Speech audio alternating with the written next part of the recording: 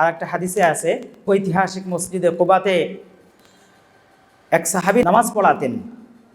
তো ওই এলাকায় ওই সাহাবী সবচাইতে বেশি জানলেওয়ালা লোক ছিল। তো উনি প্রথমে কুল হুয়াল্লাহু আহাদ দিয়ে শুরু করতেন, তো এরপরে অন্য কিছু পড়তেন, পড়ে তারপরে রুকুতে যেতেন। তো অন্য সাহাবীরা বলল, কুল হুয়াল্লাহু আহাদ এটাই তো যথেষ্ট ছিল, এটার পরে তুমি আবার ওই রাকাতেই অন্য সূরা কেন পড়তে গেলে? হয় তুমি এইটা বাদ দিয়ে অন্যটা পড়ো, আর যদি এটা পড়ে থাকো তাহলে অন্যটা বাদ দাও, একই রাকাতে এরকম করো না। তখন ওই সাহাবী বললেন, দেখো, যদি তোমরা চাও আমি তোমাদের নামাজ পড়াবো বা ইমামতি করব, তাহলে আমি এটা আমাকে করতে দিতে হবে, এটা আমি করব। তখন এই ঘটনা আল্লাহ রসুল সাল্লাল্লাহু আলাইহি সাল্লামের কাছে চলে গেল। আল্লাহ রসুল সাল্লাল্লাহু আলাইহি সাল্লাম জিজ্ঞাসা করলেন যে তুমি কেন এটা করো, কারণটা শুনতে চেয়েছেন। তখন বললে, ইয়া রসুল আল্লাহ, আমি এটা পছন্দ করি, আমি এই সূরাটাকে খুবই ভালোবাসি।